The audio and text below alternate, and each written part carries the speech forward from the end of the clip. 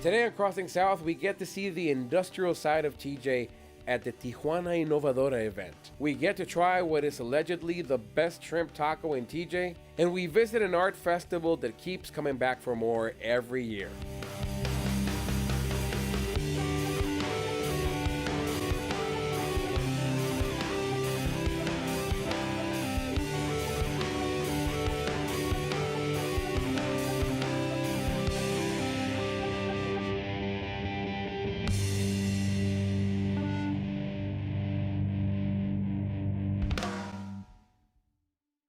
The taco stands and tourist activities are fun, but the border region of Tijuana, Mexico is seen by many as a beneficial place to do significant business. You know, folks, every 2 years, Tijuana becomes the host to a very important event called Tijuana Innovadora, which means Tijuana the Innovative. And this year, we get to visit it. So stay with us and let's see what this thing's all about.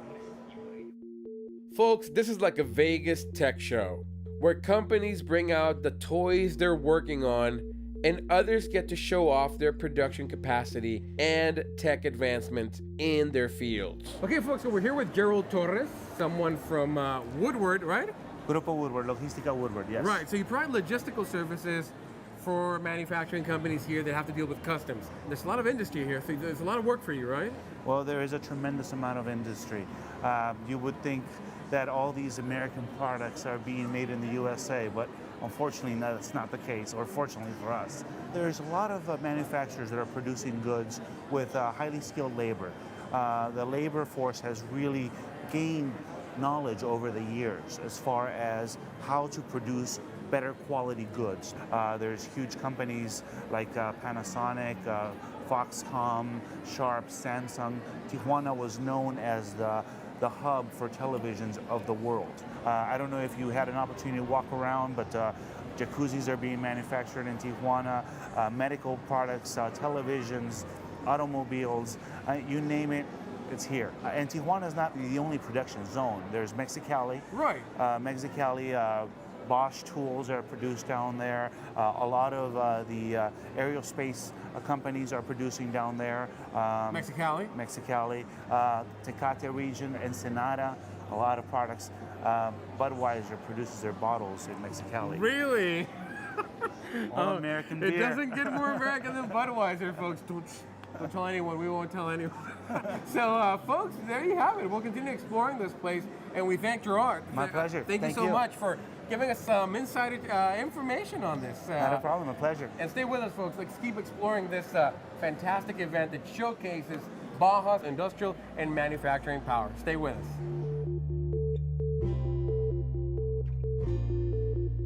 Okay, folks, so now we're here with Carlos Medina. How you doing, my friend? Good, thank you very much. You are from Toyota Motors Manufacturing, Baja California. Good. Man, that's a mouthful. I know. TMMBC, it's TMMBC. Yes. So I understand that in Baja exists one of the main manufacturers for these four-door Tacoma trucks. We're actually one of two manufacturers. One of two? Yes. It's us and the San Antonio plant. You in San Antonio, in Texas? Texas, in TMMTX. You're competing with Texas. Well, no, we work together. You work together. Yes, sir. Yes. I know you have to say that, but I know they're competing. Right? Anyway, just kidding. Tell me, how many trucks do you guys produce? I mean, what are we talking about here? What numbers? 50,000 a year is our minimum production. How many is that a day? Right now, it's about 232 trucks per day. Oh my goodness. That's the amount of trucks that you guys are building. Do you know if any other car makers are also building in Baja, or no. Are you guys the only ones? We're the only company that assembles a vehicle like this. There's another company that builds larger like trailers or service vehicles, but we're the only ones that actually build passenger models like this. Well, Toyota Crossing South, right? Nice to meet you, Carlos. Nice to meet you. Thank you very much for talking to us. Thank you. Stay with us, folks.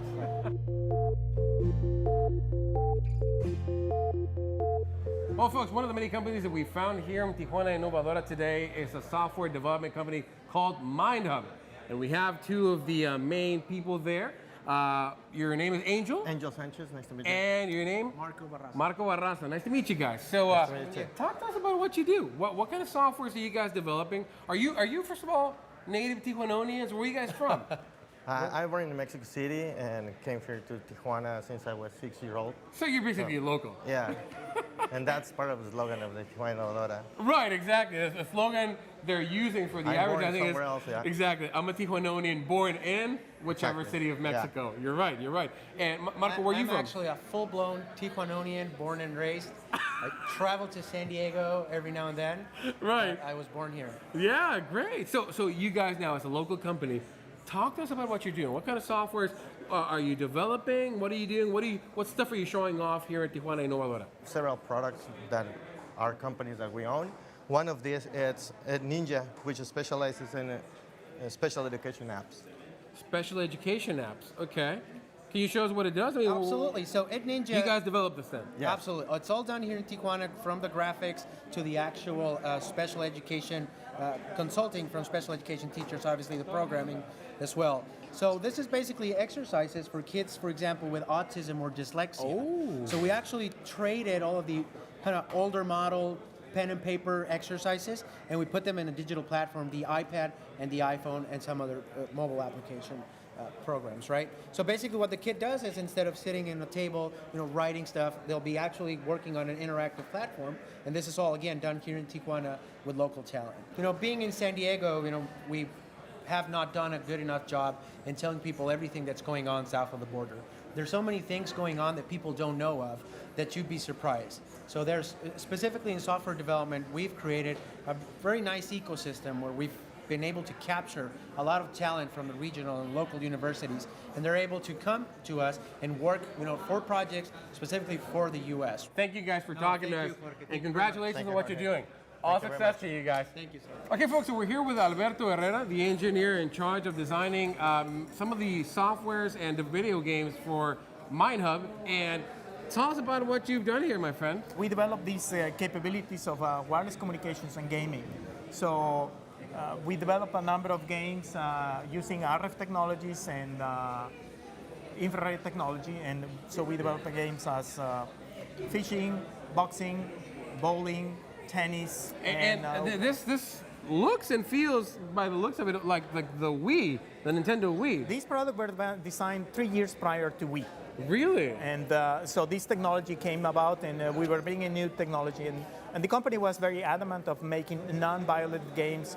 So the main customers that are using these products right now in the United States are childs and elderly people at their homes. Really? Okay, 3 years before the Wii, and developed in Tijuana. That's right. And we presented this at the CES show on 2005, 6, and 7.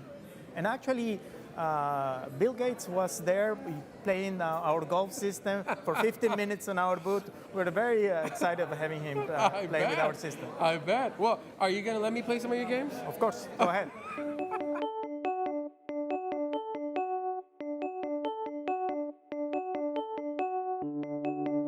You can see the graphics, it's almost like Nintendo, but developed here, it's pretty impressive. And I'm getting creamed by this game right now. I'm getting totally blown away. So let's see if I can win a game out of this. It's very simple. Just choose it. That's it. And it goes. And now you can start bringing the fish. And in order to move the rod, just move these.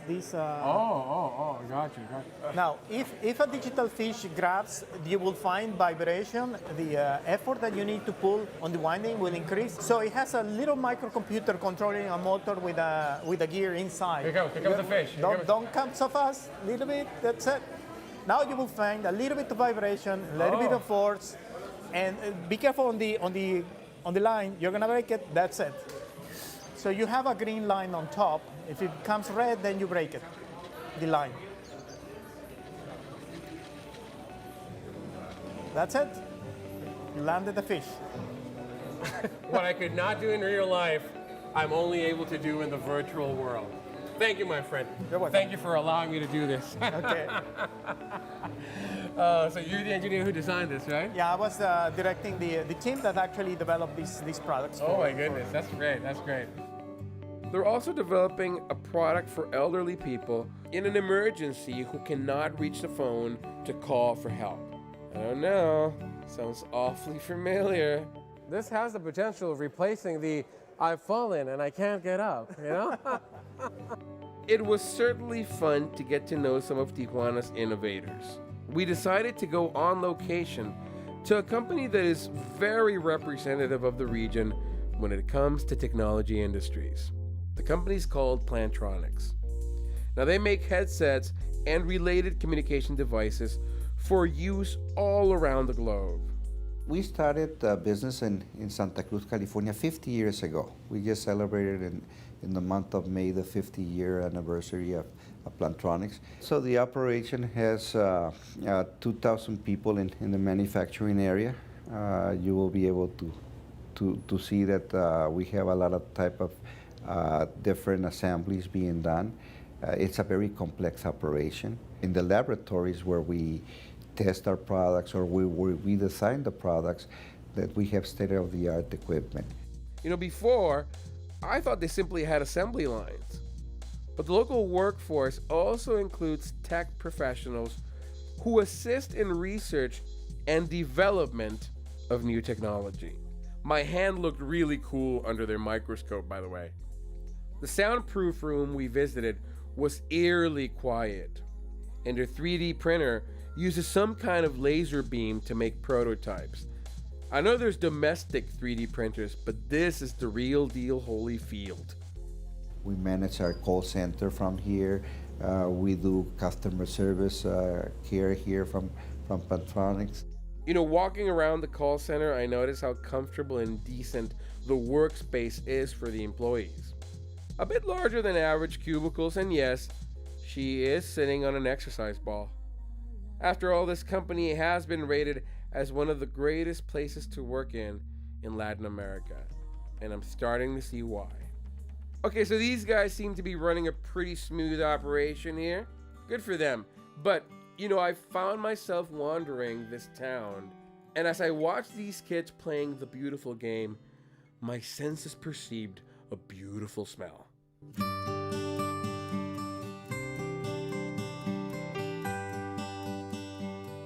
If you talk to the locals here in TJ and ask them which would be their top 3 taco stands, taco places in all of TJ, this would be among them. It's called Mazateños. And this is a place that's so good that when they took their show on the road to LA in the United States, they won the 2013 LA Street Food Fest. So these guys are super good. They've been around since about 2002, and they've made a mark. So we're gonna see how good a mark that is. Stay with us. Okay, so the first thing they bring you here, you know, obviously most restaurants will give you chips. You can dip them on the condiments or just eat them with cream or whatever. They also bring you a complimentary broth stew, which is very tasty. It's spicy and tasty. But honestly, folks, I'm not wasting any of my real estate on these little items. I'm going straight for gold. And I have here the classic camarón enchilado shrimp taco, the spicy shrimp taco. You probably can't see it, but it's just embedded with cheese. A lot of garlic, very garlicky, very oily. A lot of viscosity in here, but good, the good kind. And now you have your condiments, which are the ones that you put on them. So let's just get down to business here, and we're gonna put some of the cabbage that that goes with these tacos, pico de gallo type condiment, and you must put cream on it, the creamness. So you have it like that, if you look at that right there, but it's not done. You obviously have to put the hot stuff on it, and we will. So, and I think now you're ready to go. Oh, folks, I really feel for you when TV cannot be as interactive as it should be. The flavor of this place, the ethnicity, the rugged street shop feel you have here. You're immersed with the locals, folks. So let's try the famous Mazateños.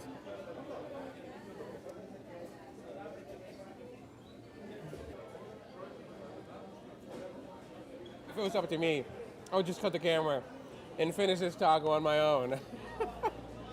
But there's more to show, so I gotta be good to you. You guys are good to me, I gotta be good to you. You have this other one, which is also an amazing taco. It just looks amazing. Look at this. It's a crunchy, spicy octopus taco. And it's also part of their specialty. Wow. It's really good. I can't describe how good. You're just gonna have to take my word for it. It's as good as it looks, if not better. So that was just a piece of octopus. Now let's try the taco, along with all its condiments. Look at the slab of cheese underneath all this octopus. They don't make them like this in the States, folks. They do not make them like this. If there's a place, you let me know, because they do not make them like this. So let's see why these guys won first place in that LA Street Food Fest. Let's see why. You see their pieces of octopus trying to escape my wrath. Now they're not done. The third one in this pantheon of deliciousness is the perron taco. Now this one has the spicy shrimp with the melted cheese, but it also has a crunchy fish, chicharrón, fried pork rind. That's what they refer to normally when you talk about chicharrón. But I think they're applying it to anything they fry to a crisp. It becomes a chicharrón, even if it's not pork rinds. Now it's a fish chicharrón. That's what this is. So they have a crispy fried, crunchy fish chicharrón. So let's prepare it as we do the normal ones. Let's go to it. As you can see, I've lost all decorum, and instead of like scooping it up, I'm just pouring it in. So we put the cream on, we put the hot stuff on it, and we try this monster. Look at this, folks. It just makes me laugh because, I mean, how can you hold this thing? Literally. I think that's why they put double tortillas on it, because just one would not be able to hold it.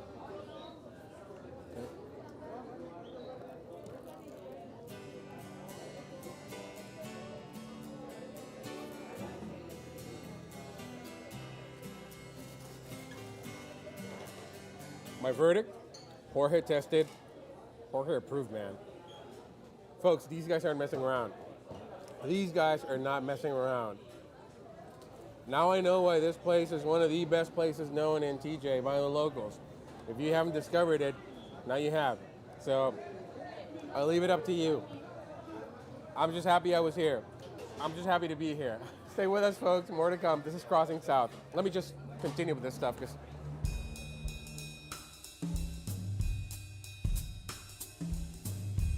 so after having some of the tastiest grub in all of TJ, it was time for some culture. TJ has an event that brings it all together. We are headed back to the Tijuana Cultural Center to check it out. You know, folks, every year Tijuana becomes the host to an event called Entijuanarte, which the forum becomes the Tijuana Cultural Center, and artisans, musicians, all kinds of merchants become basically hosts to the world and show off their stuff. So let's get to know Entijuanarte and see what it's all about.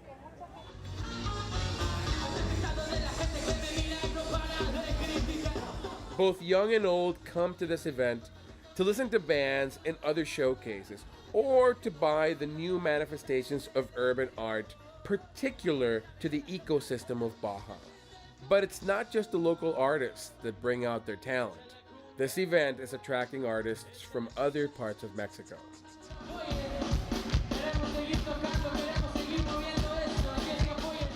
Folks, it is a sea of people and all kinds of hipsters, students, just, if you enjoy people watching, this is really an event for that. So I love seeing this kind of variety of people.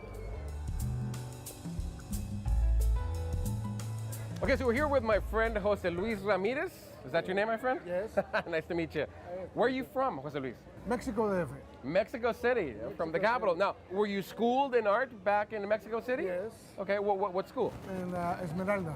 School Esmeralda, okay. Is it a specialized art school? Oh, fantastic. Now, talk to me about this event. Is it a good venue for artists? Yes, it's a very good. Really? Yes. Y lo que yo quiero, más que una técnica depurada, es que haya la posibilidad de que en la pintura que yo haga tenga siempre la posibilidad de comunicación y de un mensaje.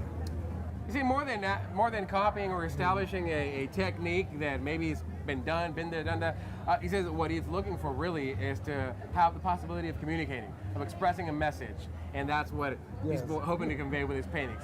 Es una niña. It's a girl? Es a girl que yo saqué de una fotografía hindú. Oh. En la que se puede ver toda la desesperación, la expresión del miedo, The pain, the del- fright. que Okay, well. que tiene a través y que se trata de esconder en esas telas, ¿no? Well, congratulations, my friend, on what you're doing, I know. and we wish you success, right? Thank you very much. Thank you. I am not an art expert, but in my uneducated opinion, I can say these guys are good.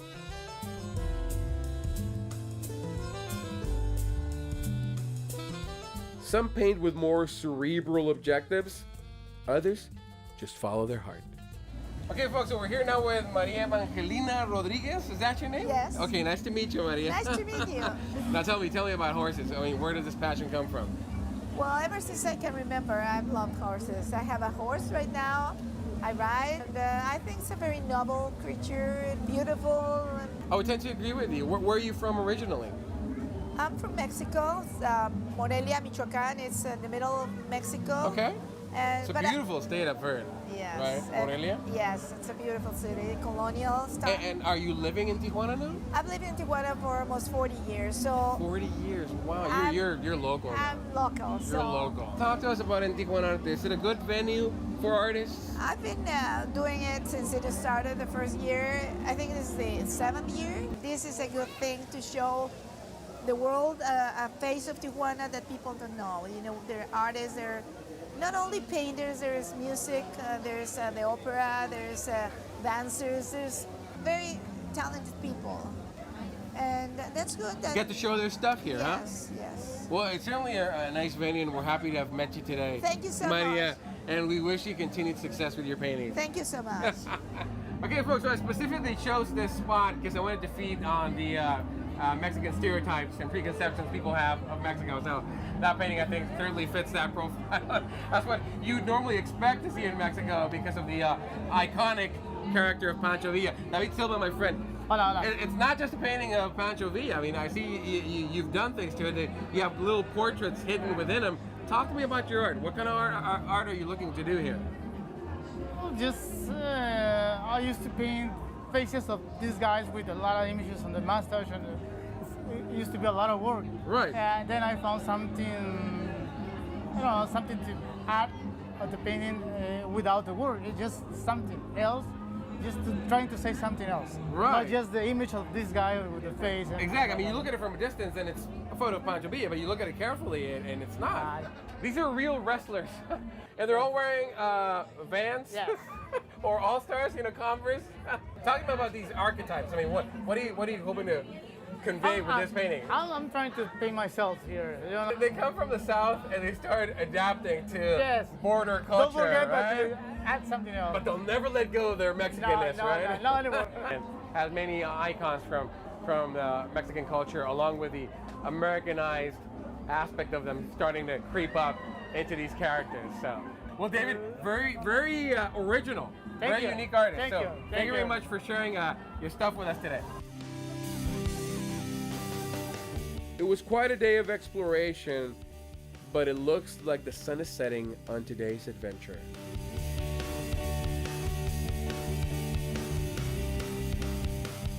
Folks, the layers hidden in the city of Tijuana make it an onion worth continued peeling. We hope you're with us when we do it the next time we cross south.